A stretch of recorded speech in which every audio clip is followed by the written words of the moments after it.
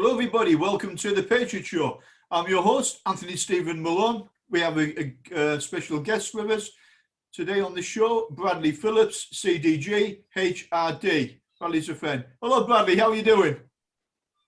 Very well, sir. In this beautiful sunshine. And yourself? I am very well inside. I wish I was to be with you there now. Very nice pair of shades you got there. If you're going to do it, well, I had to. I couldn't see you before, so I had to go back inside and get them. Happy days, Bradley. All right, mate. A lot of people are going to know who you are anyway, but for the viewers out there who don't know who you are, Bradley, can you tell us a little bit about your background, please? I'm a jeweller. I went into one para. Didn't know if I was going to make it or not. Yeah, I did. And then they put me into one para. Most of my time was in Northern Ireland, Belfast. Not a very nice place at the time. And a few of my friends got blown up. I got shot at a lot of times, but whether that was skill or luck, I dodged the bullets and didn't get hit, thankfully. And then came out of the reg after 6.5 years and went back into the jewellery trade. And that's what I do. I design, manufacture, and yeah, that's pretty much it. Well, I'm a certified diamond grader as well. I'm the only person qualified on my island. And, okay, yeah, very proud. Yeah, no, you've come a long way. You've done exceptional in your chosen field as a jeweler as well. I was going to take you back there a little bit. Why did you join the Parachute Regiment out of all the regiments in the army, and you're highly qualified as well? Why the Paras? I wanted to say, see if I could challenge myself and join or potentially join the best of the best, the elites, and didn't know if I was going to pass or fail, but I passed. And there was 114 originals that started, and only 14 of us, only 14 of us actually made it. So that was a big drop, big percentage drop. Yeah, well, Parachute Regiment, if it was easy, everyone would be in it, but they're not. It's a very elite unit at the best of times. Exactly. Totally agree, and I'm not being biased or anything, because it wasn't easy. Let's put it that way. Yeah. I remember my grandfather. He was in the Royal Navy, and he lived 4 hours drive away, and he was dying of cancer.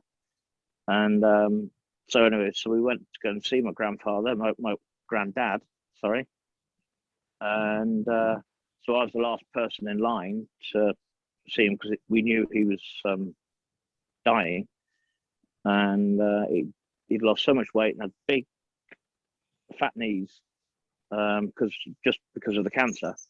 So I bent down or knelt down and said, Granddad, I'm thinking about joining the Paras. And he says, do you realize that that's so hard to get into, and if you do make it, you will make a dying man very, very happy. And I think that's what got me through depot, because I was never going to quit, but it was hard, yourself, very, very hard. And I just thought my granddad's words. So sorry, I'm getting a bit tearful now thinking about my granddad. No, that is that. If you needed any inspiration, that would have been it. Your granddad telling you, "Get in. You're making him proud." You did it. You got through it, and you served. Up there somewhere. He is. He's looking down on you, and he's a very proud man. That is what it's about. So, what did you think of your time in battalion? You spent a lot of time in Northern Ireland. Everyone's heard of the Paras. But unless you've been in it, people don't actually understand what that actually is. It's a very unique and it's a very tightly bonded airborne brotherhood, which spans the world Correct. now. Correct. Can you tell us a little bit about what you think of that, of the brotherhood? It's one large family. Everybody supports each other if they can, and when they come out, then we all support. I mean, like behind me here, I bought something from one of the guys to support him. There's something else around the house, and there's things in the house to support the reg, and they actually support me as well. And I make loads of things for the reg, for the guys, and the sisters also. Don't forget the sisters. Don't forget the sisters as well, yeah. Okay. Your transition from the military to civilian street, how did you personally find that?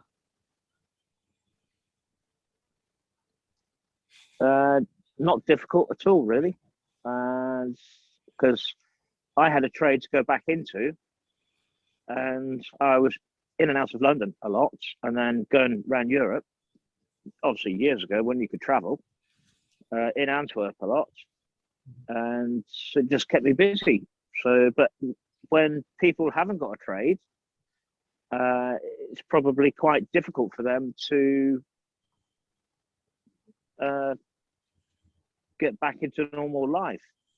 And so, yeah, my resettlement, I went to Greenwich University, got my papers there, and yeah, but I know a friend of mine, he was a Royal Marine, and he came out, and for 3 years, he couldn't handle civvy life and went back in, and then he did 24 years, and he's out now, and he's done very, very well. He's got about 4 houses and one in Italy, and no, he's a good school friend of mine, but yeah, unfortunately his wife, don't know whether I should say this, but his wife had postnatal depression for many, many years, and then which slowed his promotion down. So he had to go to recruiting school, and then back to Limpston, and then she dropped the kids off to school, and drove up to one of the cliffs in Limpston and threw herself off the cliff and killed herself. Right. Not good, but nobody knew it was that severe. But that was going on for about 14 years. Yeah, that's. I don't know whether I should have said that, but I think it's important that people realise it isn't just the soldiers who serve; it's the wives and the girlfriends as well. And military life can be very difficult for a family, for the wives, as well as the people who serve. So I think thank you for sharing that. It is very, very sad. I'm not going to mention names though, because that'd be unfair. No. We don't do that on this platform anyway. Going back to your name, you've got CDG, HRD after your name. Can you tell my viewers what that actually stands for, please? CDG stands for Certified Diamond Grader. HRD is a shorter version in Flemish. It's the most respected organization for diamond grading, as well as the Americans, which is the equivalent, which is GIA. And I'm not gonna say HRD in Flemish because you won't understand it. And GIA is those are the two most main ones.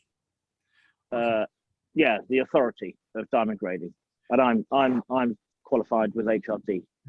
Antwerp. You're a very humble man, and you don't speak about your qualifications often, but they are the highest and the best qualifications in the diamond trade. You Correct. Also hold a lot, and I mean a lot of certificates from Antwerp as well. Can you give us a very brief overview of that as well? I don't know where to start. It's again, within the community of the diamond trade, well, jewellery in general, it's one big family. It's very, very hard to get into, unless you're family. And the same as the reg. So we're one big family, and then the jewellery trade is one big family also. It's all to do with security. Yeah. So there's a lot of money involved. So you have to be careful who to trust and who not to trust, and that's why it's hard to get into.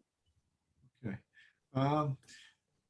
So basically, you're one of the most highly qualified people I've ever come across in the jewellery trade. You're a master jeweller who specialises as well in diamonds. I just wanted my viewers to get an idea of just how high up the chain you actually are. Can you tell us a little bit about, you do a lot of civilian jewellery. You also do a lot of military based as well, with the regimental crest on. Can you tell us a little bit about that, please? I do. I've got my own private clients.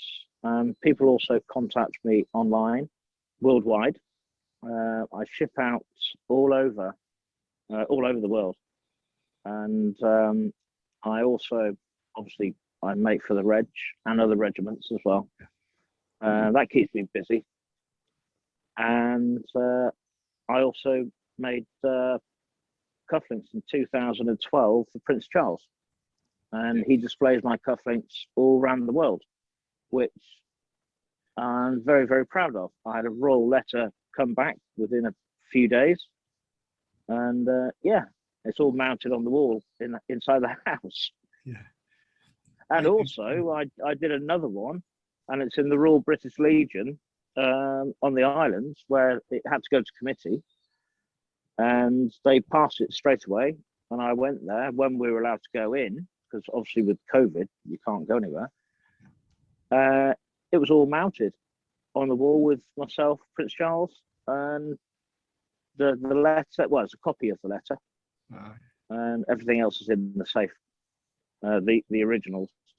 The funniest thing is, when it was sent to me, it was sent by second class, and in pencil just above it said first, and it came to me within days. And that's the funniest thing. But I suppose if it's Royal Mail and he's royal, you've got to have some perks. And it came to me straight away, and it made me laugh. So, there's a little bit. I think that's quite funny. There's a little bit more to the story of the cufflinks. Can you tell us how you actually got them to Prince Charles? Yeah, that was a weird one. I made them, delivered those to the Royal Court, which is our main court where we live.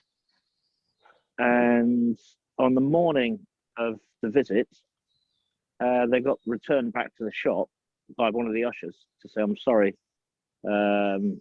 whoever it was made the decision, said it's against protocol. Doesn't matter that you're ex-Patriot regiment, even though Prince Charles is the boss, the colonel-in-chief of Paris." And so I was a little bit deflated, but I thought, no. So I'm still going to. I used to belong to a private gents club in the Royal Square, right on the balcony. My reg tie on, so I closed the shop. I thought, I'm still going to go there. And just by fluke, one of the JP, which is our local rag things, took a picture. Prince Charles was pointing at me. His 3 bodyguards looked up, saw me. There was a Jersey police guy, didn't have a Scooby-Doo, what he was looking at. He didn't spot me. And so I came down, went back to work, locked up, going home, and the largest bodyguard, I don't know whether he was South African or whatever, nice, strong guy. And he said, "Are you the ex-para with the cufflinks?" I don't know how he got that word. And I said, "Yeah, have you got them with you?" He went, "No, they're locked up in the safe." I suggest you go and get them. Prince Charles wants to see you. I was like, "Really?" So Yeah. I doubled back, had to open up and do all the alarms and everything. Got there, and I waited for about an hour and a half. A friend of mine, I had a camera, the small digital cameras, and my friend said, I can't wait any longer. Okay, another friend was asked, can you take pictures? Yeah, well, I can't wait any longer. I was like, oh, never mind. And then this really nice Northern Irish policeman, sergeant, came over to me. He said, you've got nobody to take pictures, have you? I went, no. He said, well, you can borrow this PC. Oh, brilliant, thanks. So I went to give my wife's camera to her, and he said, you don't need that. You need this. And gave her a Socko camera. Huge thing. And it was only two of us that were allowed in the church. And we were told instructions. He doesn't like cameras going near him. So she had to hide in the bush. I was told to stand up straight next to the gates. And obviously you have to do everything else. And it all went wrong with me. So I was so nervous. I was there saying with my tie, I was like, is that straight? I could see her in the bush. Is that straight? Yeah. It's fine. Don't worry. And she said, well, I'm worrying. I went, blah, blah, blah, blah. And then they started to walk towards us. I wasn't supposed to shake his hand first. He was supposed to shake my hand first, or put his hand off of his hand. That went wrong. As soon as he came, I put my hand out, and then he shook my hand. And then I was speaking like Daffy Duck. I was like, couldn't get any words out whatsoever. And they said, you okay? I went, no, not really, sir. Didn't realise I was going to meet you because it was cancelled this morning. And then he said, I saw you on the balcony up there. I would have loved to have joined you with a gin and tonic. So that must be his tipple. And he just broke the ice. And when he broke the ice, by saying, it's not like jumping out of a plane though, is it, Bradley? And he called me Bradley. Somehow my name got through to him. And I went, no, it's not, sir. And then out, I don't know, we were just talking for about 5, 10, 15 minutes, probably about 5 or 10 minutes out of the schedule. And no, top guy. And he said, well, the letter stated that he would wear my cufflinks as much as he can when he goes away. 2 months later, he was in New Zealand.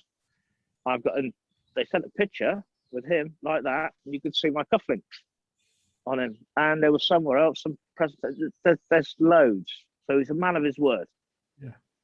Yeah, he certainly is. He's our Colonel in Chief as well of the Parachute Regiment. Yeah, that's what I said, Colonel in Chief. Yeah, Prince Charles. What a incredible story, as always. The Reg being there in the middle of it. I'll have to put my glasses back. I can't see. So I try to take them off. Right, mate. Can you describe? This is going to be an interesting one. Can you describe to my viewers what it is like jumping out of a C-130 Hercules transport plane with a parachute strapped to your back and a container strapped to your front? Can you explain how that is? Revelating. You can't wait to get out of the plane when, if you can, because you're walking like that because you're wearing so much kit with your Bergen in front and your weapon and your parachute on the back. So literally you're staggering like that and you just can't wait to get out. And then you get, should I say this, air up your bum.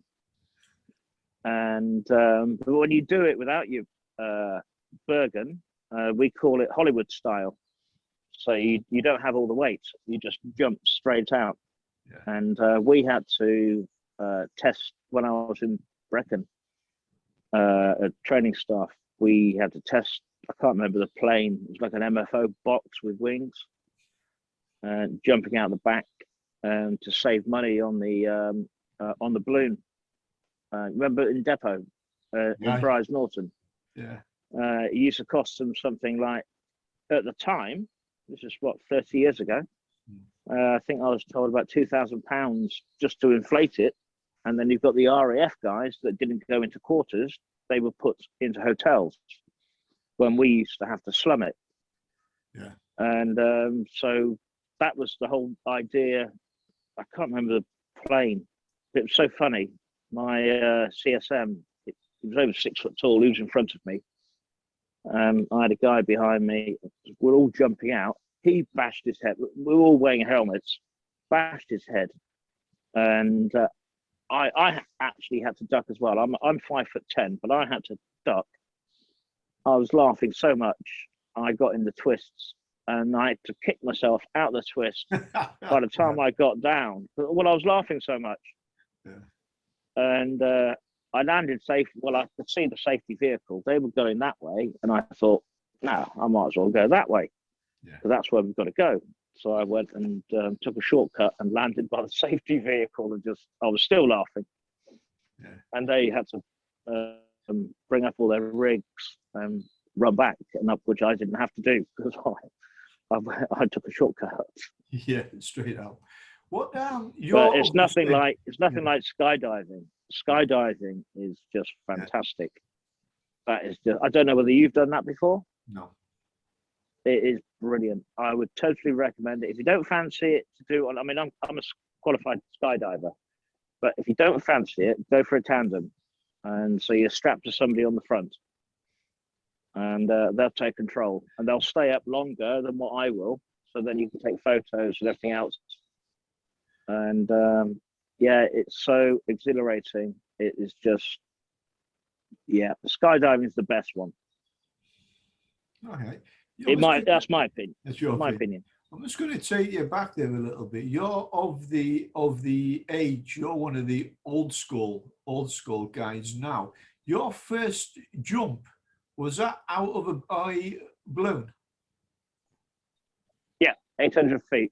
Yeah, right. I just wanted. I thought it was. I was thinking you're of the same age as us. What was your? Because this is the first time you ever parachute is out of a balloon. It's a bit, because now they've stopped it all. They don't do that anymore. Can you describe what it was it was like to go up on your first ever jump? Right. To be honest, I will say exactly what I said, but I don't know whether you would be allowed to air this. No, we're not going to use that on here. Yeah. Well, so, you like that. Don't look down, so you look down. And right, go, jump. 1,000, 2,000, 3,000, fucking hell! And then it opens, and I checked my canopy. So you can edit that, but that's exactly what I said. Yeah, I think I'm going to keep it in, actually, because it's true. It is what it is. Anyone who says they're cool, calm, and collective on their first jump out of a balloon ain't telling you the actual truth. Anyone who does it has an absolute heart attack. It's quite an eerie thing as well, because when you're going up in the balloon to 800, and you hear all the rattle. You hear all the rattle in that cage. It's quiet, but then when you hit 800, everything stops, and it's just ultra quiet, and you can hear the cage. If it's windy, you can hear it. And this is an open cage where you can actually look over the side. You can see, which is the old one. You can see the church. You can see the graveyard. You can see the hospital. Obviously, everyone's pointing all the good points out on your first on your first jump. Then nobody's saying a word. Nobody's saying a word when I was in there. I think everyone was having a heart attack. Everybody was stumped. Nothing. Yet. Right. Well, it's interesting. You just open up the little door. Literally, is like a bar in front of you. The bar's lifted. Yeah. Step forward, hands across your chest, and you're gone. And that's it. That's the first balloon jump. I think it is a shame that they don't do that still. Excuse me. It's all to do about money. It was costing them far too much money. That's why we had to test this plane, whatever it was called. I really can't remember what it was called. But when I was in training staff, I did so many balloon jumps with all the Joes, and I only did this once, and I shouldn't have done it, but I only did it because one of my training staff in depot did it to me. And so we had one Joe left, and myself, and the RAF guy, the dispatcher. And I looked at this Joe, and I said, right, this is how you do not do it, okay? So I took 2 steps back, I ran, jumped, and saluted at the RAF guy. His chin dropped to the floor. And I got myself in the twist because I jumped and twist round. And it was just so funny. I obviously kicked myself out and I was fine. And yeah, I only did that because somebody else did it to me when I was in depot. It is good though. It's quite funny. It's stupid, but yeah. Oh yeah, it's a very, very foolish thing to do. But ladies and gentlemen, don't forget when we're jumping out of balloons or helicopters or planes or anything, right, that can fly, you're highly trained. You do a lot of courses, and the guys have got a lot of experiences. I personally love the balloon because I was fortunate enough to serve in 4 para before I was in 3 para, and we had the balloon for the full day, and I managed to do, I think it was 6 jumps in one afternoon. It was brilliant. It was absolutely awesome. But those were back in the days anyway. Anyway, Bradley, we are both obviously veterans who have served and went on to do interesting things. Do you have a message for a lot of the veterans who are out there at the moment because of COVID especially? They're going through quite a rough time at the moment. Do you have a message for them? There's a lot of help out there. I would first of all start with the Royal British Legion. They would definitely help, and they could point you in the right directions or help indeed. And I would say yes, go with the Legion, and they would help out brothers and sisters. Yeah. And you even if you're not a member, they'll still help you. Right. So the message is out there, boys and girls, ladies and gentlemen. A lot of people are going through a hard time. A lot of people I actually personally know are going through a hard time. I have as well. Yeah, some people unfortunately have taken their own lives.